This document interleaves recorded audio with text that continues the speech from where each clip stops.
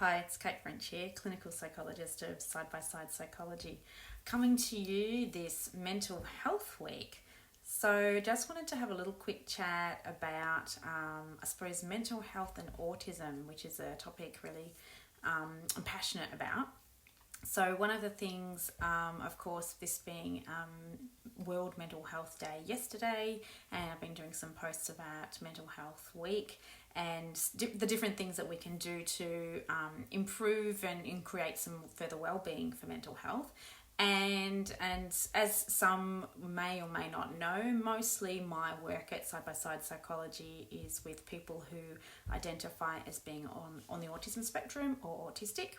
And so as a psychologist, of course, mental health and autism is, incredibly close to my heart. So I just wanted to talk a little bit about, I suppose, what we think about when we think about autism and the different psychologists that might be practicing in this area. Mental health conditions may or may not be something that you're immediately kind of working with. But for me, being trained as a clinical psychologist, working in child and adolescent mental health was the thing that I thought that I was going to always be doing, is working with kids and families around conditions like eating disorders or anxiety disorders and depression and things like that. And then as things took a steer into me, I suppose, really only working with families and individuals affected by autism, and that came mainly through my interest in assessment and diagnosis, because our mental health service just did that exclusively. So I got really interested in that assessment side of it. But the further and further I went into it, I realised that there was a whole population of people who weren't being well met, who had significant mental health difficulties, and they weren't necessarily being helped the way that they needed to be helped. So the further that I've gone into this, I've done a fair bit of research looking at what's the prevalence of people on the autism spectrum with different mental health disorders, and following other psychologists who work solely sort of in this field, with Tony Attwood being one of those. So the more I learned was that, people on the autism spectrum or autistics were highly overrepresented with having different kinds of mental health conditions. So some of the stats range from somewhere between 40 to 70% of people on the autism spectrum also would meet a diagnosis of having an anxiety disorder. They're way more likely to have a depressive illness diagnosed as well. Not to mention all the other, I suppose, mental health disorders that sometimes people get on their journey to actually getting an autism diagnosis. So it's something that I'm really, really passionate about. So as I began working in the area, my training was not about how to do therapy or how to help people who also had autism and had anxiety or had an eating disorder or obsessive compulsive disorder or something like that. It sort of just wasn't touched on. So part of my journey has been finding out about how those differences can be assisted in a therapeutic kind of space. So, and certainly having other pioneers in the area, I've been doing, learning from people who have gone before me all the time, but always, I suppose, taking into account the differences in learning styles and the difference in sensory processing systems, and how I can accommodate that and make that sort of easier. So certainly a lot of my work is working with families and individuals where anxiety disorders are very common.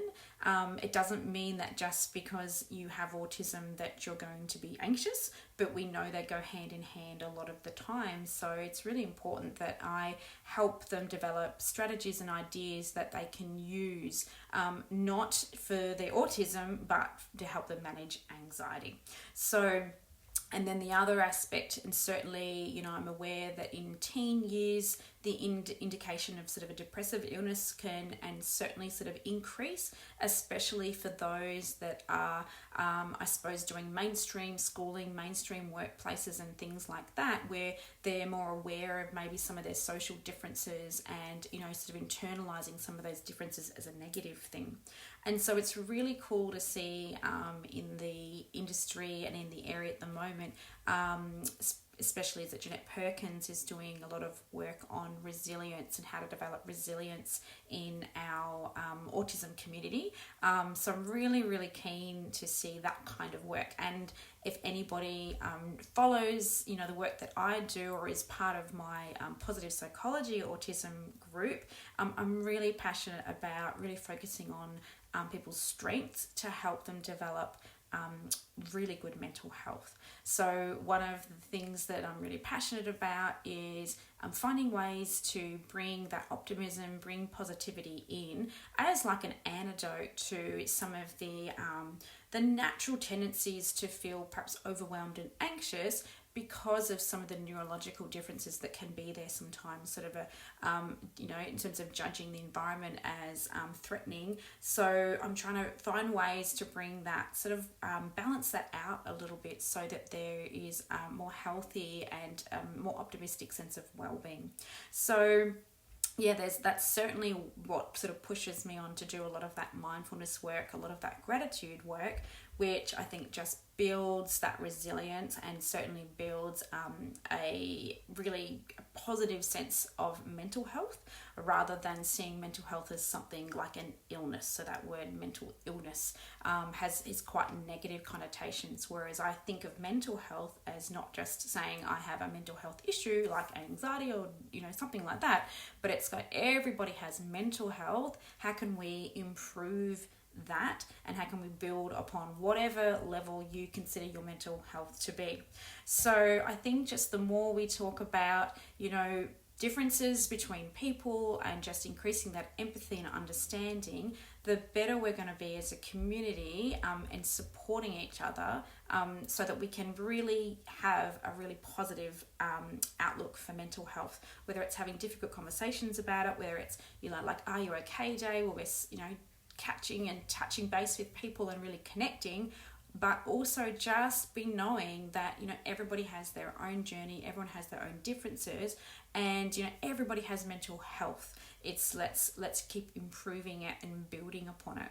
So one of the, in terms of therapy perspectives, that I've found really useful is to try to make very abstract constructs much more concrete. So when we're talking about them and how we do that using lots of tangible kinds of things. So one of the tools that I'll show you on another Friday Live is a resource developed in conjunction with Tony Atwood called the CAT Kit. So that is really helping, I suppose, put some of those abstract ideas about how anxious or how depressed or how we're feeling into a bit more of a tangible kind of form for clients and for me, to help that communication back and forth. Because often, therapy can be very much a talk-based kind of setup, and that's not always everybody's strength. So it's about how do we sort of modify that therapy so we're really getting the most benefit for our clients, and so we can really get some progress happening there. So I'll look forward to being able to share a little bit more of that with you. But basically, I just wanted to just touch base and just highlight that people on the autism spectrum are overrepresented in terms of some of the mental health challenges. So, increasing your empathy and your awareness of that, I think, is really important. And hopefully we'll have more and more, mental health practitioners or allied health practitioners who are interested in working in this field and can, modify their therapy a little bit so that it's more inclusive of everybody with all kinds of differences. So hope you've had a really wonderful week. My mental health journey and my mental health work this week was always about, what can I build upon? And certainly working on, getting back into my gratitude practice is really, really important, and always yoga for me in terms of moving my body and getting super focused by doing some meditation as well. So I hope you've been able to do something positive for your mental health this week, and continue that on, because it's an ongoing journey all the time. So if you've been watching or you've watched the recording, pop a comment below if you'd like to, and if you want to catch me next Friday, make sure you put the notifications on. Until then, I'll catch you later.